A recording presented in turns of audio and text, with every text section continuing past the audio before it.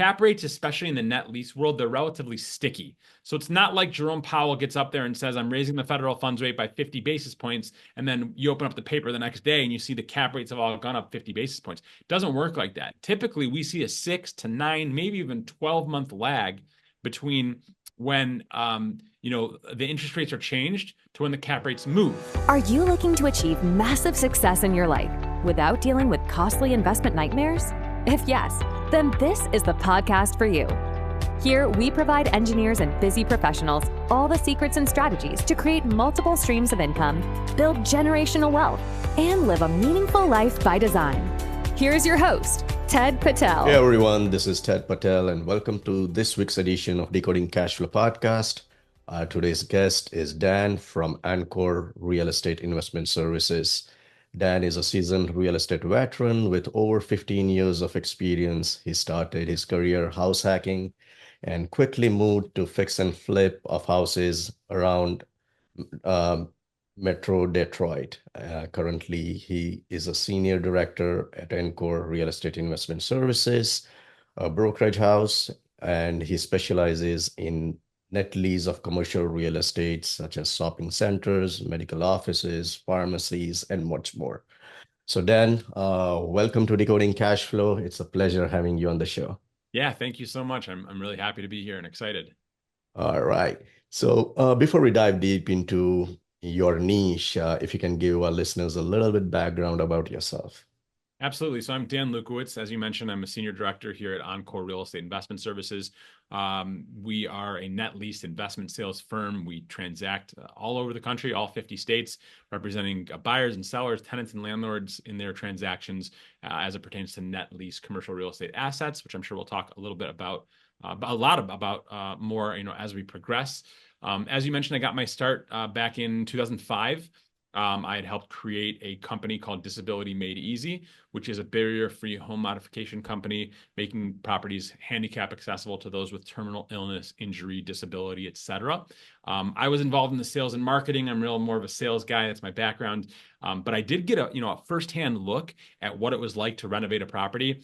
In fact, a big aha moment for me was when I was out with our property manager and we went to a site to visit the property. We pulled up, I saw this property, it was old, it was outdated. We went in there, the gentleman had been in an auto accident years prior, and just nothing made sense. It wasn't, I said, we got out of the house, I said to him, let's go.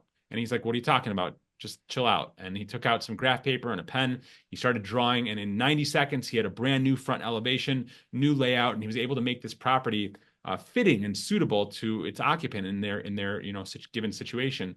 And to me, I realized that if you could take something, make some changes, and add tremendous value.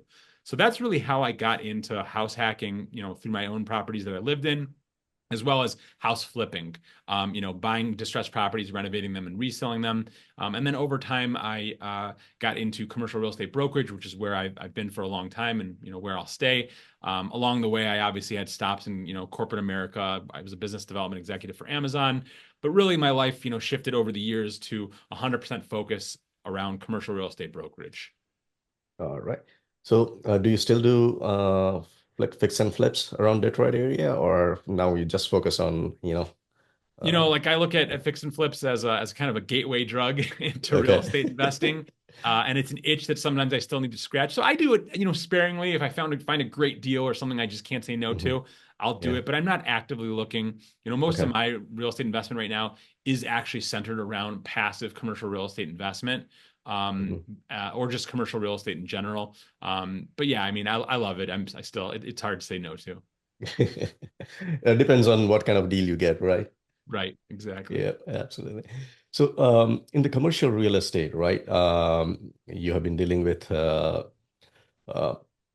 different kind of assets, shopping centers, medical offices, buildings, office buildings, etc.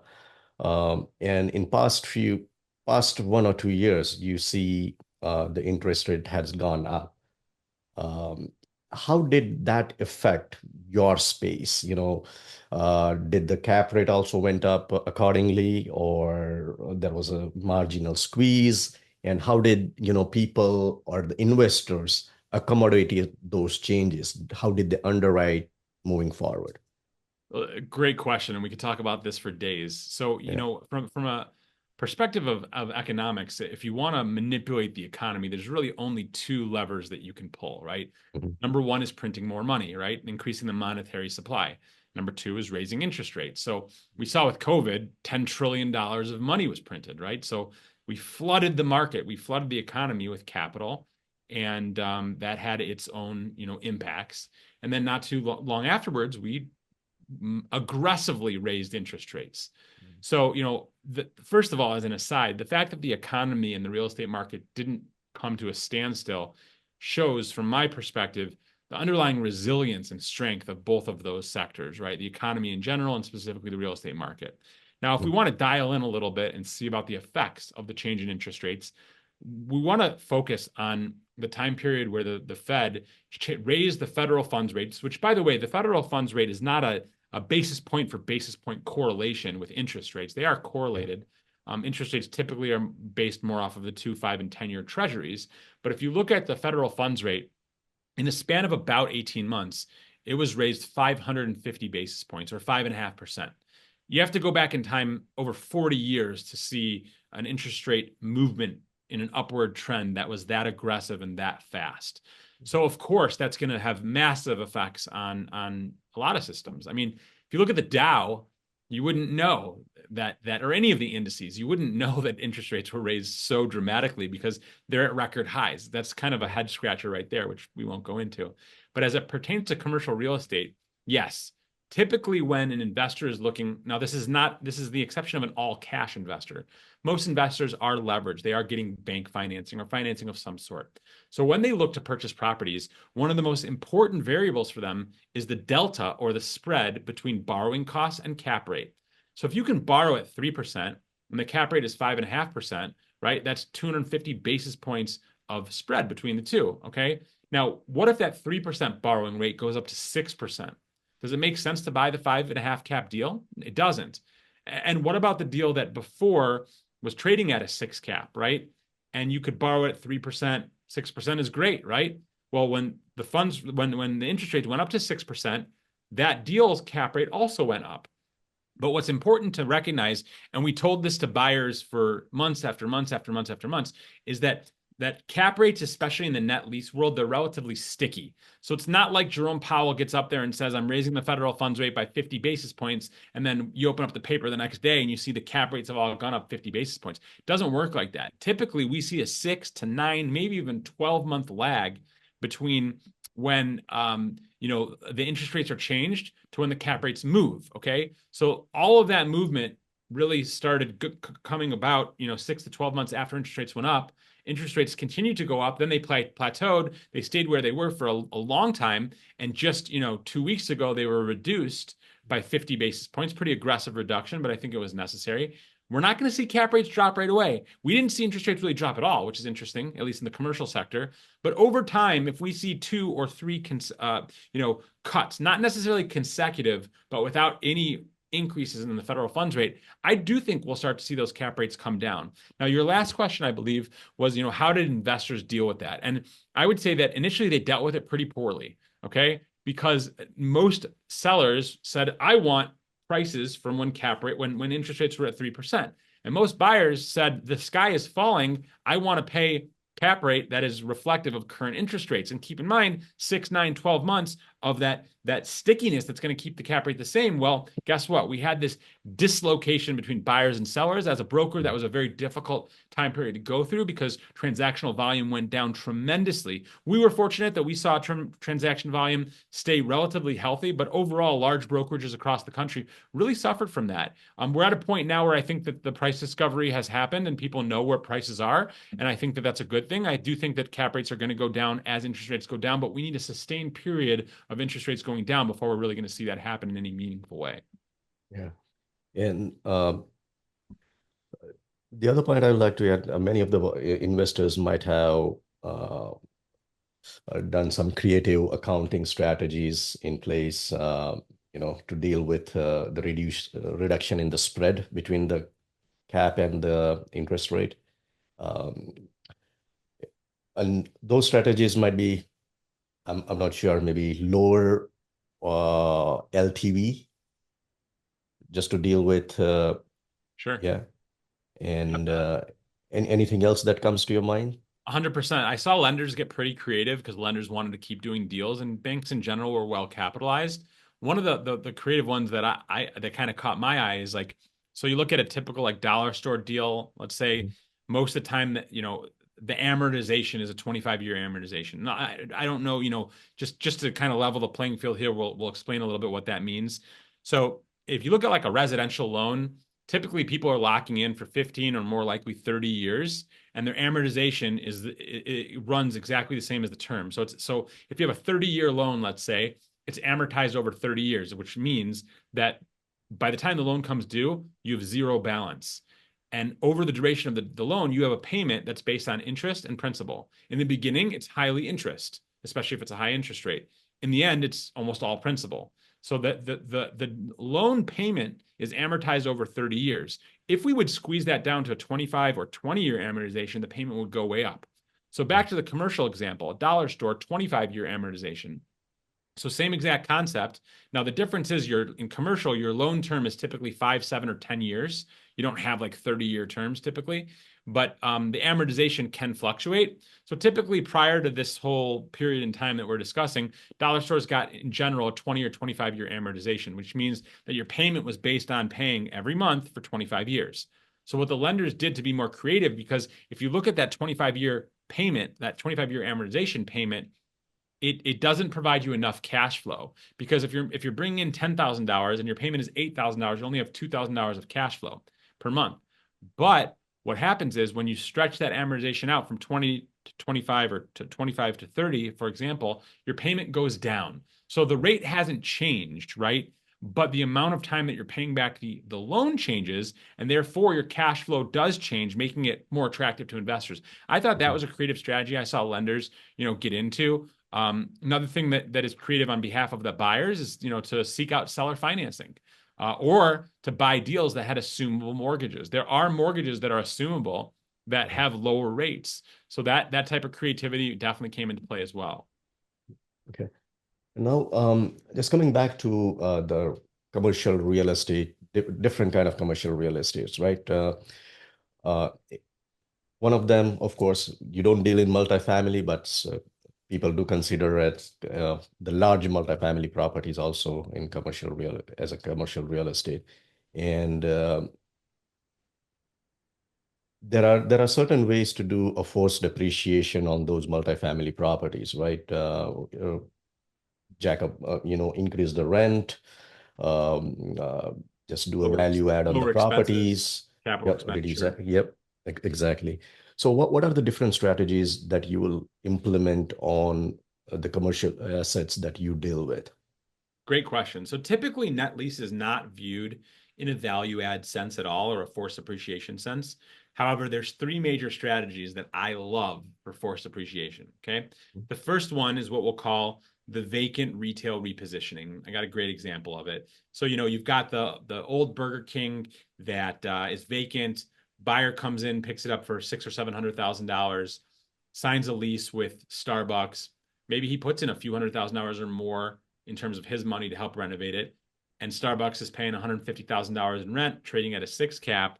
If I get out a calculator right now, real quick, just for our example, $150,000 at a 6 cap, 2.5 million. So, even if he has to put $1 million into the property, he's still got about $1 million in spread. So that's a forced appreciation. Taking a vacant asset, signing a long-term lease with a credit tenant, now it's worth a lot more. Because in our world, the value is in the lease, right? It's not in the sticks and bricks necessarily.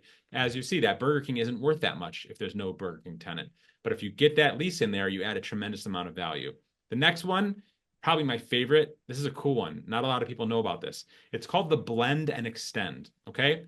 I got a real life example. It's not current. It's a few years old. So the cap rates I'm going to use are the real cap rates from when this deal was in play. Even though they're not the same cap rates as today, we could adjust them. You'd still see that the same amount of money would be made.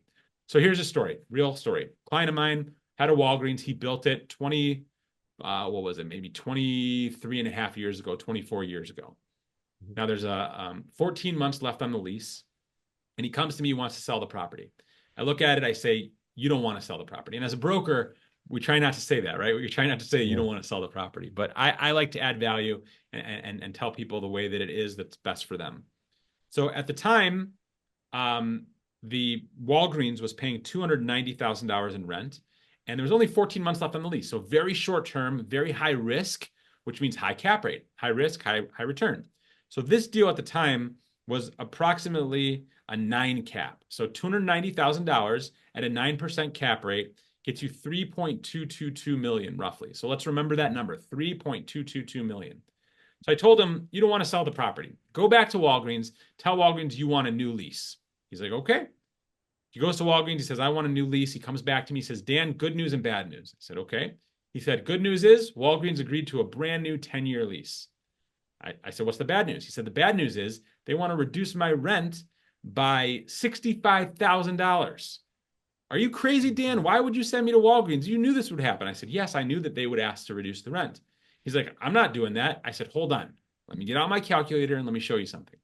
Today, and again, several years ago, cap rates are no longer reflective, but for our purposes, this will still show us the concept of the blend and extend. 10-year lease, much more security at $225,000. That would have traded at that time at a 5.85 cap. Let's do the math. $225,000, so a $65,000 price reduction at a 5.85 cap is $3,846,000. Okay, $3,846,000. Subtract our $3,222,000, right, from that number. What do we get?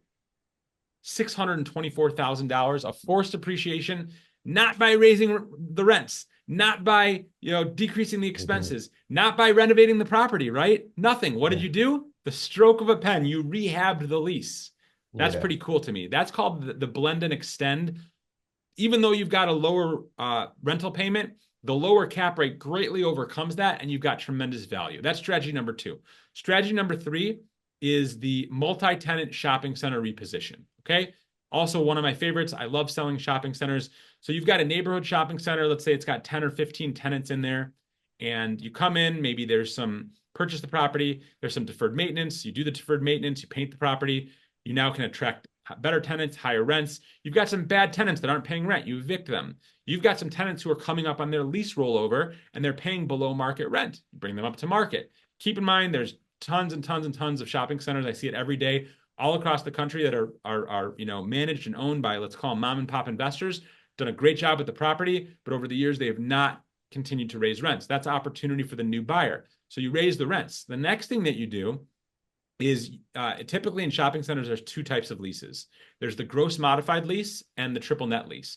Gross modified lease means that the tenant pays for their rent and the landlord typically pays for everything else, taxes, insurance, utilities, maintenance, repairs, any of that. The opposite end of the spectrum is a triple net lease where the tenant pays their base rent, but they also pay, and it can be done in a few different ways, but the most common is they pay their pro rata share of the expenses.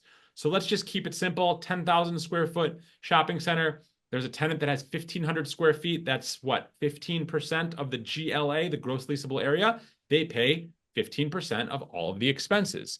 So in that way, the landlord now has predictable cash flow. If expenses are increased at the center, depending on how the lease is rent, they don't have to worry about it. And those types of leases are more desirable for the next guy, which lower your cap rate. So you raise your rents, you add in better tenants, you get rid of tenants that aren't paying, you convert triple net lease, gross leases to triple net leases. Now you've got a lot more net operating income and a lower cap rate. Those 2 factors come together, massively increasing your value. Yeah.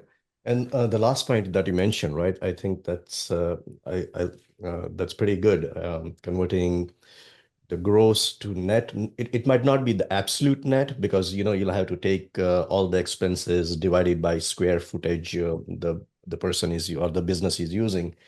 So all these expenses like landscaping, snow removal, etc., and as well as the building repair expenses will get divided among the tenants.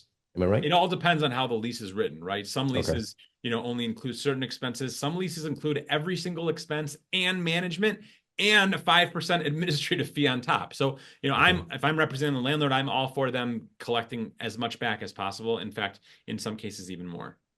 Yep. And in the blend and extend example that he gave, right? uh, the value of the property increased just by renewing the lease. In short, lowering the risk that the tenant might, if it, Leave. might leave the building. Right. Yeah. Yeah, And if absolutely. that happens, the property prices just plummets down Exactly. drastically. Yes, So, all right. exactly. Mhm. All right. And it So, also it opens up your buyer pool, right? Because a Walgreens with 14 months on it, your buyer pool is really somebody who has either they have a tenant in their hand that they know about, or they're going to redevelop the property. Once you get a 10-year lease, now you've got all the investment, buyers out there. So it broadens your buyer pool as well. yeah, all right. And with regards to these national tenants like Walgreens, right? Can you give us a little bit back uh, details on what are the contractual obligations that they have, right? They signed maybe 20 years lease, 555, renews rent increases every 5 years. And then before the renewal, if they don't, they want to leave the building, or how does it work for them? So is your question like more designed to ask like what do these leases look like, or what happens when a tenant leaves? What does that look like at the end of the term? Is that what you're asking? Yeah. Any national tenant, if they want to break the lease, Hmm. how how would that work? Oh, I see. What are the So options that the landlord has? right. So okay. So first of all, it depends on on I guess. So let me say like this.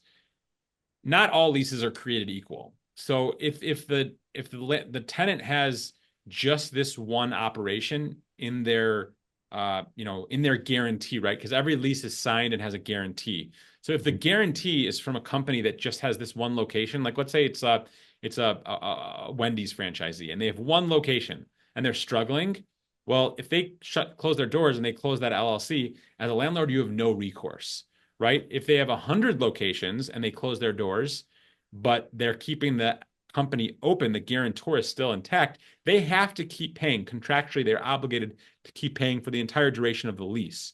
Okay. Now, does it happen that 100 unit operators go out of business? Yeah, we had a 182 unit operator go out of business, I believe the end of 2022 or 2023 in Premier Kings. That was a Burger King operator. Meridian went out of business. They were a 91 unit operator. And there was another one that went out of business that had like 120 units. Tom's Kings had 91. Meridian had 120. But you see my point. So it does happen. But like with Walgreens or a pharmacy, sometimes they have a corporate guarantee where it's the entire corporation is behind the lease. Sometimes it's a local guarantee of 10 or 12 stores. So you have to know your guarantee. But so long as they're not going bankrupt in the entire entity, you're protected. So they can, a lot of times these hard corner dark pharmacy sites that go vacant, they're still paying rent and the landlord is still collecting the rent.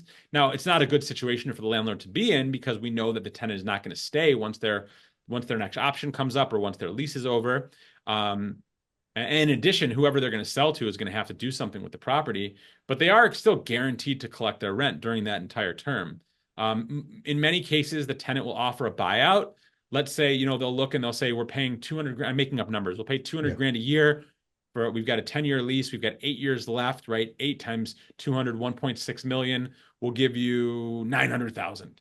And then maybe to the landlord, he might have another tenant he wants to put in there. It makes sense. Or maybe he has a buyer and it will make sense. So oftentimes that's put on the table as well.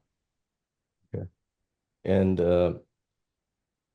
if let's say a landlord finds a tenant uh, after the original tenant has left the building, uh, would the original tenant pay the difference between the lease, So, or so maybe what, they just keep paying the original amount? so what can happen? Well, first of all, in that example, the original tenant is on the hook for the full amount. We Yeah. see this all the time with like dollar stores who have backfilled pharmacy locations. Let's say the pharmacy is paying, pharmacies normally have paid high rent, which is part of the problem here. The pharmacy is paying 350,000, but there's no dollar store in the world that'll pay that much. Maybe they'll pay 150. So dollar store will pay 150, they'll move in. and the Walgreens will still pay the $350 to the tenant, to the owner, but they're getting $150 from the dollar store. Now, the owner could sell the property at that point, but keep in mind, they're going to sell the property. Let's say there's 8 years left. So there's 8 years of guaranteed income at $350 a year. But what happens after 8 years? If Family Dollar stays, it goes all the way down to $150. So that has to be reconciled and taken into account. Now, if the landlord has now that would be an example typically where the tenant found that subtenant to do the sublease, right? Mm-hmm. In the example where the landlord finds a tenant, the landlord could either give that tenant to Walgreens and say, hey, you guys work out a deal that way, like I know that there's some income coming in, but there's really no benefit to the landlord doing that. What they might do is they might say, Walgreens, hey, what's that buyout number again? 900,000. I'll take the 900, and now I'll put this tenant in now and start collecting that rent. Maybe that makes sense for them. So sometimes that's what happens. That's what happens as well. Okay. All right. And among these national tenants, which one do you think pays the most? You said a pharmacy does pay more, right, for the space. What are the other examples? Like, what are the other segments which pays more compared to the other industry? So I want to put a caveat here because I think that there's going to be maybe perhaps a misconception, and that is higher rent is not always good. In fact, it's a lot of times it's bad, and I'll explain why. If Walgreens is paying you $350,000 and you're going to buy that property based with a cap rate based on that rent, if they leave, you're going to get $150 from the dollar store. I'd rather you buy a property where the tenant is paying $120,000 and the market is $150. That way, if they leave, you're going to come out ahead. So that's really important to keep in mind. High rent is often not a good thing. All right. In terms of high rent payers, the medical space is typically a high rent payer, and the medical space is typically a sticky space. Doctors and medical providers don't like moving. I mean, if you're a doctor, do you really want to move your practice 70 miles away? No, you're going to lose 95% of your patients, right? Right. So medical is a high payer. They're also a sticky tenant because typically they invest a lot of money into their imaging or diagnostics or labs or whatever they're putting in there. And they don't want to go and do that all over again. So they're a high rent payer. Per square foot, coffee is a very high rent payer, 70, 80 bucks a foot sometimes. Fast food can be in the 30, 40 bucks a foot in normal markets. And, in A+ trophy markets, it could be even higher. Those are some of your significantly higher rent payers. That's why it's hard to backfill a pharmacy. It's hard to backfill a quick service restaurant. When I say it's hard, I mean it's hard to do it and still make money if you're the owner. As an opportunistic buyer, you can often buy them for less than they're worth, re-tenant them, and move forward, or put one of those high rent payers in, like buy that vacant Starbucks, that vacant Burger King, and put that Starbucks in there. So a lot of opportunity there to work with that rental arbitrage there between what current people are paying and what market is. Okay. All right. So let's take a scenario like, I'm a builder. I do ground up construction. Okay. Normally for residential, I don't do commercial yet. But let's say if I want to develop any commercial building to attract a national tenant, what should I keep in mind while doing that development? Well, so most of the time, the buildings are not built on spec. You don't have what I mean by that is you don't have a developer that's building a building and saying, okay, I did all this, and now let's go find a tenant. It normally works the other way around. So I'll walk you through it. I mean, I'm dealing with several of these deals as we speak. Okay, so I've got a developer develop Starbucks properties. So what happens is he'll scout out some land. In one case, he actually owned a building that had excess land, and he parceled it off and used his own land. But in another deal we're working on, he went and sought out some land that was an out parcel to a Walmart, which means it basically sat right in front of a Walmart. Great location. Okay. So he works out a deal with Walmart, and not with Walmart, I'm sorry. He works out a deal with the property owner. I'm going to buy this land, let's call it for $400,000. He now signs a contract, puts down a deposit. He goes to Starbucks and he says, hey, Starbucks, I've got this land, got great traffic counts, great visibility. It's an out parcel of Walmart. Take a look at this. Let me know what you think. Starbucks then goes to their committee. They underwrite it. They see how it scores. They start doing projections of what kind of sales it'll do. Based on those numbers, they now can negotiate with the developer for the lease terms and decide how much they want to pay, per year for the property. The developer signs a lease with Starbucks. He still doesn't own the property. He has it under contract, but he doesn't own it yet. Then he'll go and close on the property. He typically, maybe I'm giving you too much detail, but hopefully this is helpful. He then will commence construction, right?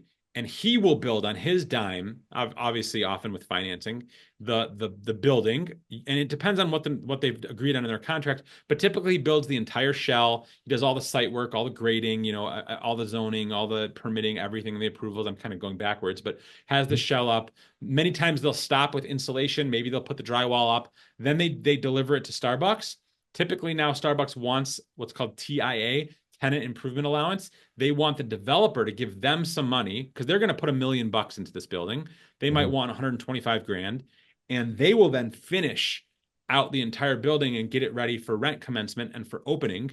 And at that point, typically, we've already been working with buyers. We already have the property in the market. Like one of the ones I'm working on, you know, it's not even handed over to Starbucks yet, but we have it on the market looking for a buyer who's going to buy the property. Sometimes they'll buy it before rent commences. Sometimes they'll buy it after. But that's really, I guess, from a 30,000 foot perspective, you know, how a development deal looks. Okay. And to connect with these national tenants, do you go through a particular agency, brokerage firm? How does it work? Like, you know, because as a builder, as a property developer, I don't know how to get in touch with Starbucks, McDonald's, Burger King, whoever. Yeah, so it can go a few ways. I mean, so some of the time, the way that it works is, you know, let's say, you know, back to that example I gave, the vacant Burger King, you're trying to convert it to a Starbucks. So you own the vacant Burger King, you hire a local leasing broker to represent you as the landlord. They will then go out and look for a tenant. Sometimes they'll find a tenant directly. But with Starbucks, many times Starbucks has an internal broker. The internal broker now works with your broker and they do the deal. You have zero interaction with Starbucks. In other cases, like this other developer I was mentioning, you know, he has a contact within Starbucks and all the deals go directly into Starbucks. So that's helpful actually, because then I mean, I hate to say this as a broker, but from that perspective, then you save on commissions. But most people don't have that kind of relationship. You know, you can go either way. I would say go the broker route, but also try to develop the connection. And you can do that just by reaching out to the real estate development heads at all the major national, you know, retail brands and introducing yourself. Another great thing you can do is go to a conference like the ICSC, the International Council of Shopping Centers. You know, all those representatives will be there. You can go there, introduce yourself. And, you know, that way when you call, it's like, oh yeah, for sure. I know that's Ted. You know, we met at ICSC. Happy to talk to you. Send me your deal. And keep in mind, if you have a deal, right? If you're the guy that has that land that you think is good for Starbucks, they want you to make that call. That's what they do for a living, is to help build those sites. You're their lifeblood in a sense. So, you know, make that connection, make that relationship. Very important. Right, good to know, man. That was good advice. Dan, loving this conversation, but would like to move to the final round of questions. Sure. Before we go there, is there anything that you would like to tell to our listeners? Anything that I would like to what? Tell to our listeners. Yeah, I mean, look, I find that there's a lot of people that want to learn about commercial real estate, and that's fantastic. There's a value in that. Real estate is a doing profession. It's a doing investment. So, you know, I would just say, get out there. First of all, reach out to me. Give me a call. If I can help in any way, I'm happy to help. I'm sure I'll give out my contact information at the end and put it in the show notes. But, you know, reach out to people and jump in, do that deal, do as many underwriting deals as you can so that you learn and grow and have those skills. But don't stop yourself from doing it. It's so important. Yep. All right. Let's move to the final round of questions. Are you ready? Let's do it. Awesome. All right. So Dan, which is the one book that you'll recommend which had a most impact on your life or on your business? I'm going to break the rules and I'm going to give you two, okay? All right, So sure. Go ahead. the first one is called Influence, The Psychology of Persuasion by Robert Cialdini. Not a well-known book. I mean, it looks like you're nodding your head, which is so cool, but it's a great book. It's like the Bible of sales. So many life lessons. I highly recommend it. In fact, one of my mentors, he saw the book on my shelf and he grabbed it and he yelled at me. And he's like, you can't let these secrets out. Like, you can't do that. I disagree. I want the secrets to be out there, but that's a fantastic book and an easy read. Definitely recommend it. The other one, I have to say it, even though everybody talks about it, I got to say it too. Think and Grow Rich. It is so fundamental. I mean, it's crazy to think about, but like I Yeah. can't stress enough how much success and wealth building is based on what you have in the inner dialogue and what's going on in your mind. And you have complete control over that, which is absolutely incredible. So highly recommend both of those books. Think and Grow Rich, like if you've read it once, you haven't really read it. I think I've read it 5 or 6 times and I should read it again. Highly recommend it. Yeah. Some of the good books, right? You shouldn't stop after reading one time. Right. You just should read it after a certain period of time, maybe every 6 months, quarter, it depends, Yeah. and Oh, yeah. it will add to whatever you have learned before. Yes. There's actually in the book How to Win Friends and Influence People, which is also a great book. Yeah, Um, the recommendation actually is to read each chapter and then reread the chapter. And then when you read the whole book, to reread the book. I did that. I've done that before for other books, and it just, I can't even tell you, it cements the book in your head in a way that reading it could never do. that's true. All right. What are the main source of information for you to learn and grow? So, I mean, first of all, I learn and grow from my deals, from my everyday interactions. I mean, in my business, just it's incredible. I'm very thankful to be in the position that I'm in as a broker. I love it. I love helping people. I love making people money. It's a lot of fun. I learn and grow so much from my clients. My clients are incredibly successful individuals, so I often ask them a lot of questions. I'm fortunate to be on the other side of the phone or the other side of the table from them to be able to have that access. That's huge. The other thing, believe it or not, I'm super active on LinkedIn. If you're on LinkedIn, send me a message. Tell me, that you heard me on, on this podcast. I get a lot of information from my colleagues through LinkedIn as well as news sources on LinkedIn. I read a lot of books. I also get a ton of emails with information about what's going on in the market, what's going on in the economy. So I make sure to read those. I try to filter out most of the noise, but have enough information that, I'm informed so that I can educate and advise my clients. Right. And what is the best business or investment advice you like to give to our listeners? That's tough only because there are so many, there's so many pieces. I think for me, what was most beneficial is like I early on when I was very young, I sought out a mentor, and this individual, I asked him for advice. I just came to him for advice, and I said, "Hey, what?" I said this exact question. I'm a young guy. I was like in my early 20s.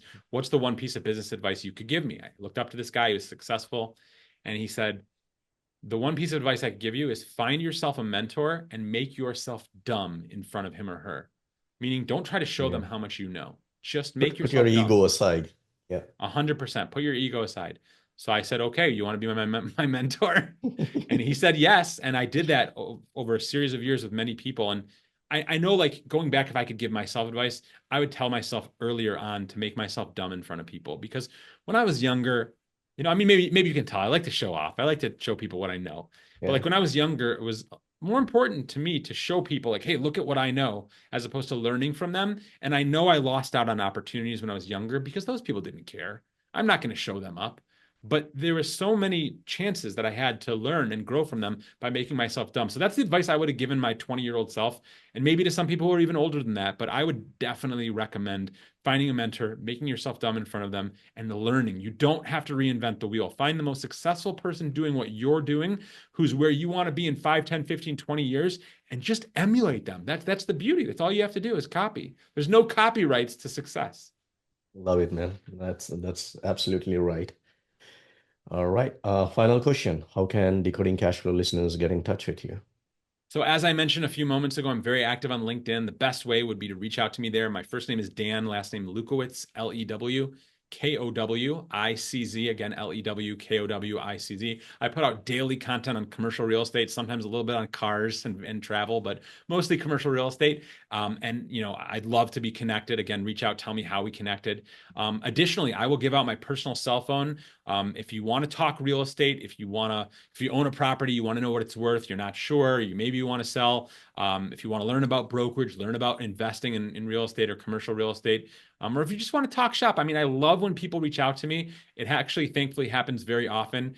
And we talk, I get to know them. And then the best is when they reach out 6 months or a year later and tell me about their successes. So please reach out. My direct line is 248-943 2838. Again, 248-943-2838. And it would be my pleasure to connect. Awesome, Dan. It was a pleasure talking to you on the show, and I'm sure we'll stay in touch, Absolutely. Thank you so much for having me. This was a lot of fun. I a lot of respect and appreciation for what you're doing, and I'm glad that you reached out to have me be a part of it. Yeah, sure.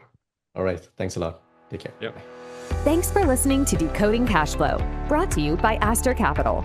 If you found value in this episode, then please share it with someone who you think could benefit from it. And make sure to act on what you've learned.